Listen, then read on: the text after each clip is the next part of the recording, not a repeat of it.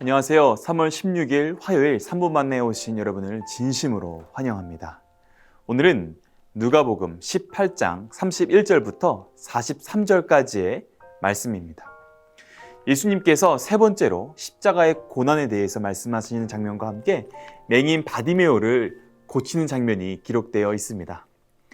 지금이 사순절 기간인 만큼 저는 여러분들과 31절부터 34절까지의 말씀을 집중해서 살펴보고 그 은혜를 나누길 원합니다.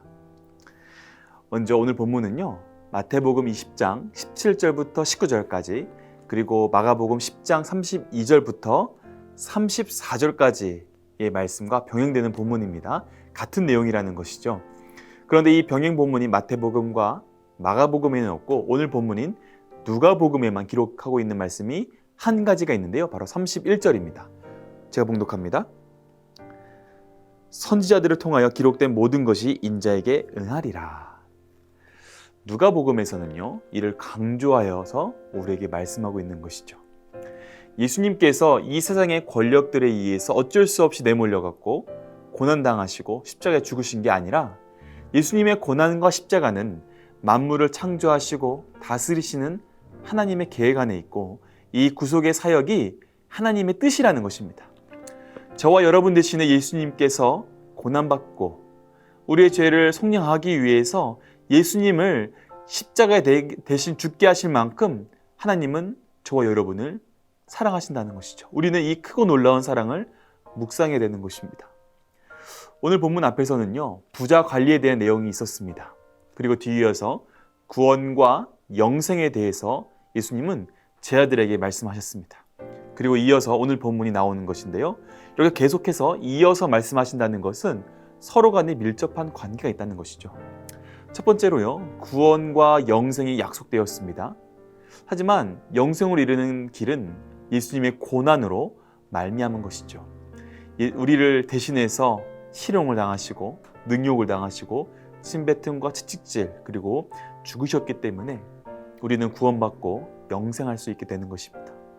그리고 한 발짝 더 나아가 보자면요, 부자 관리에게 예수님께서는 나를 따르라고 하셨습니다. 우리는 이것을 기억해야 됩니다. 베드로도요, 앞에서 이렇게 고백하지요. 주님, 우리가 주를 따랐나이다. 고난받고 십자가에 매달려 죽으시기 위하여 예루살렘으로 향하고 계신 예수님을 따른다는 것은요, 영생을 얻는 그 길 가운데에 고난과 죽음을 동일하게 경험한다는 것입니다. 세상에서 예수님을 따라 살아가다 보면은 희롱당할 수 있습니다. 능욕당할 수도 있죠. 침뱉음을 당할 수도 있으며 채찍질 당하고 심지어 죽을 수도 있습니다. 하지만 여러분, 두려워하지 마시고 담대히 33절 하반절의 말씀을 기억하시길 바랍니다. 함께 읽어보겠습니다. 시작. 그는 3일 만에 살아나시리라. 아멘.